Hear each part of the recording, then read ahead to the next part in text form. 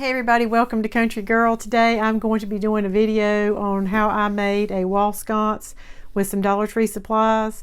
And just to let you know how I got my inspiration, I am in the process of redoing my bedroom, and I needed to have something on the wall to go on each side of the picture that I have hanging over my bed. So I was looking at pictures on the internet, and I come across a wall sconce that I thought was absolutely beautiful from the Lakeside collection, and I was going to purchase those, but then I started thinking, you know, I could probably make this exact same thing using Dollar Tree supplies, and I was able to do that, and it cost me a little under half of what it would cost to purchase it at the Lakeside collection after you add shipping and all that on there. But with that being said, I still think that the price that the Lakeside collection was selling these was a very good deal, because they are using real wood, and the project I'm doing today, I'm having to try and you know, mimic wood. So anyway, I was pleased to how it turned out. I only made one just because I was not sure how it was going to turn out, and I didn't want to buy a bunch of stuff and then have to return it. But I will be buying some other stuff now that I realize how good it did turn out, and I am going to be making me another one. So I'm going to insert a link to their website down in the description box below. That way, if you decide that you would rather purchase from there versus making one of these, you can do that. Anyway, let's get started, and I hope you enjoy watching. For this DIY, you are going to need to get you some paints, and I just used what I had on hand. So what I did was I'm going to include a black to darken my brown a little bit, and then a white also to lighten my brown up.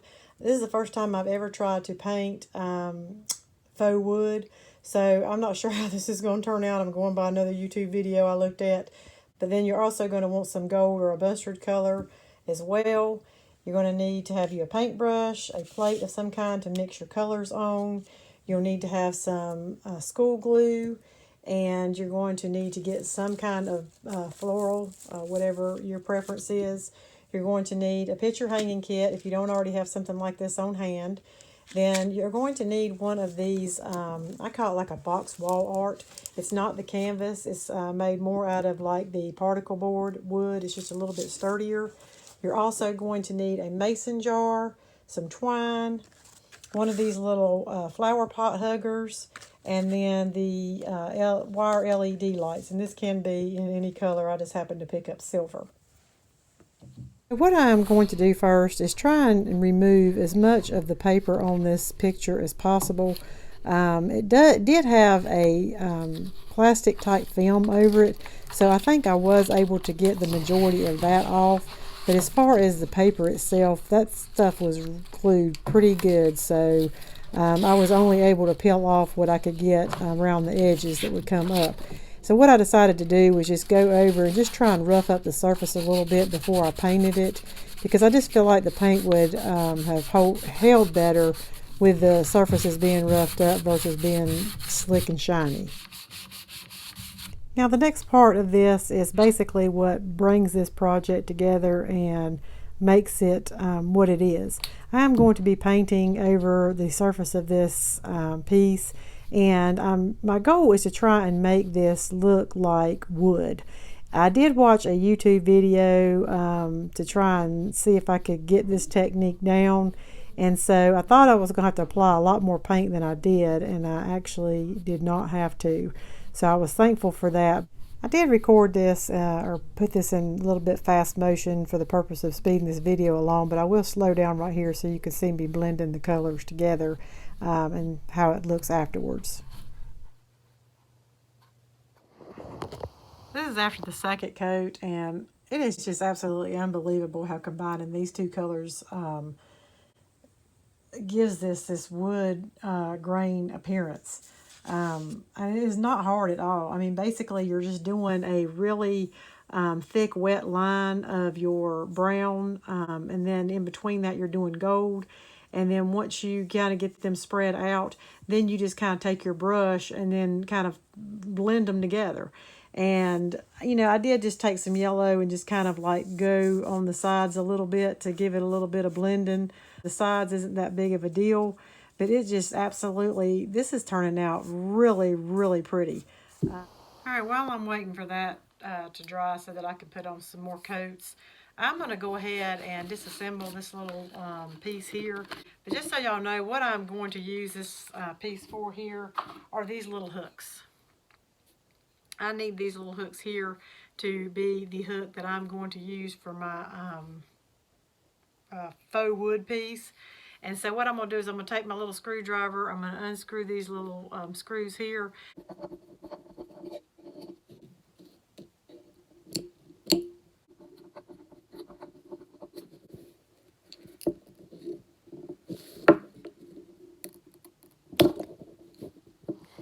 All right, so my next project, while I'm, can't do anything with my wood, is I am going to frost this mason jar. I'm going to take my Elmer's glue. I did get me a little dish and I've got just a little bit of water in it because you do want to water it down a little bit.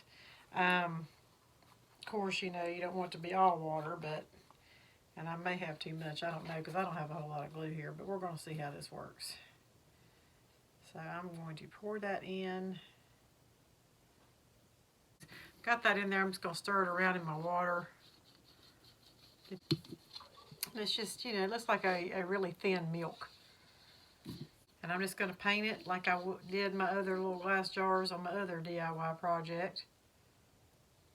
And it's going to look like a milky color, starting out because, this is glue.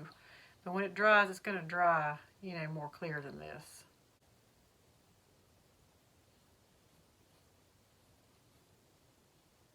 You want to go back around and check and make sure you don't have any clumped up areas on your jar.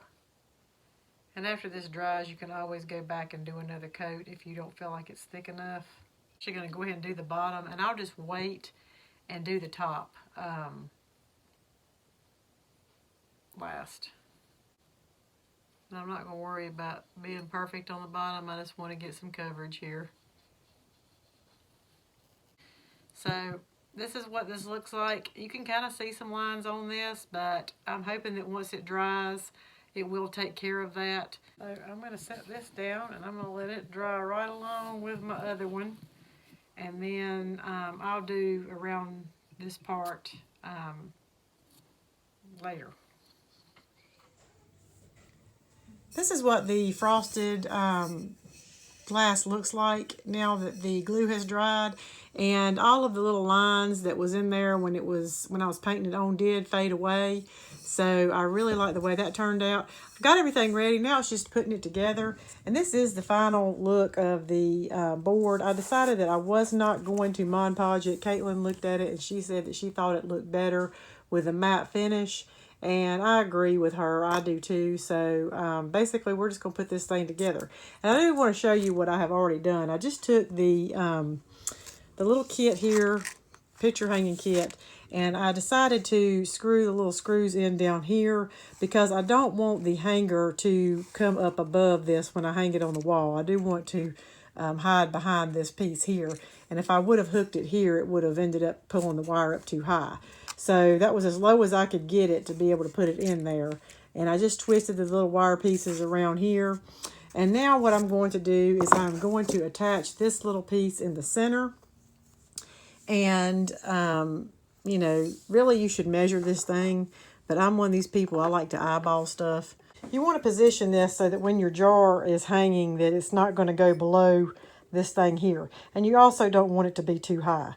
So I do want it to hang about right here. So what I'm going to end up doing is making sure when I put my string that the string is, not going to make it go down any further. So you do want to measure that. Before I tack that down, I'm going to go ahead and put my string around here and get it the right length that I want it so that I do make sure I have it where I want it to go. All right, so I'm going to take my burlap string to wrap around here. But what I'm going to do first, before I start wrapping it, is I'm just going to take it and put it around here one time and tie a knot in it. Because this is the base piece that I'm going to attach the string that's going to go across the top. And then I'm just going to wrap a bunch around to secure that. I changed my mind on how I wanted to do this. I rewrapped it, and what I did was I just took one string, I wrapped it around, and I put this part around this base.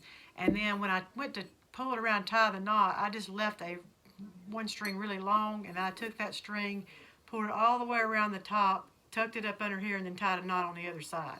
I just feel like it just looks better that way, and there's not as many knots on your jar. It's not as thick. And as far as these, I'm going to, you know, I could probably just, you could either trim those off, or you could just tie them, you know, or incorporate them on around your jar, because you're going to be wrapping it anyway.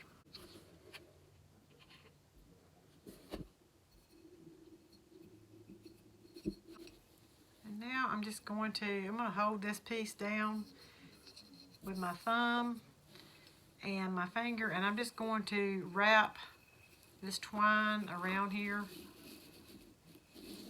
until I get it as thick as I want it. And on your last line, you might want to like hot glue it in a few different little places just to make sure that your twine is staying down where you want it to go. This is what it looks like. You can put a bow on the front or not, it's up to you. So I'm not going to put a bow on mine. But what I did was I took these flowers that I had purchased, and I did get these. These are hydrangeas. And you could use any kind of flowers you want to. So I went ahead and cut all the stems off, and I wanted to cut them short enough to where just the flowers only was coming up, you know, right at the base of this. I'm going to put those in, but first I am going to go ahead and drop in my fairy lights. So I went ahead and put in my batteries for my fairy lights, and this does require 2 AA batteries, and they are working. I really like the glow of these. They have a really warm glow. And something good also about frosting your glass is that you will not be able to see, you know, all the stuff in your little fairy lights like you would if it was clear. And this is going to sit in the bottom as well, so you really don't want that to be visible. Okay, got these untangled. So what I'm going to do is I'm going to kind of like wrap it around my hand, hopefully where I can get it off, because I want them to kind of like spiral around and up into the glass. It don't have to be perfect. So I'm just going to take this and wrap it in some tissue paper.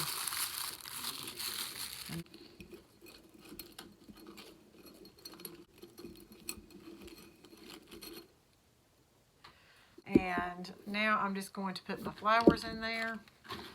I think it would be easier if I actually cut these off even shorter, so that the stems are not going down all the way into the jar.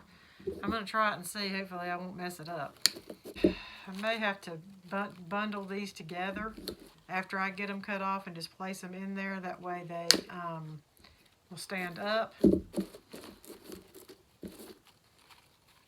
I do want them all the same length. I don't do these things ahead of time and then fix whatever's messed up. I'd have to learn as I go.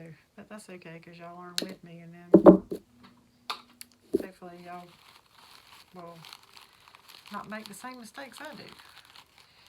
Alright, so there's my little bundle here, and I'm going to tie some of the twine around the base of this.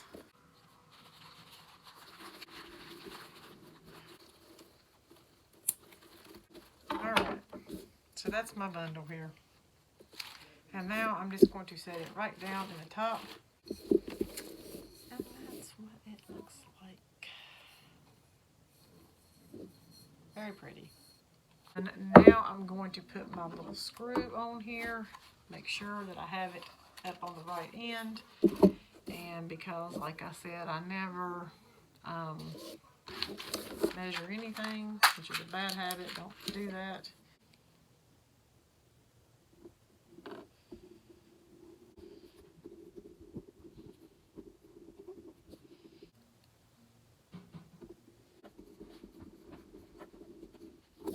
Alright, so I got my little hook attached. And like I said, these are gold, so I'm just going to take a little bit of black paint and dab over that.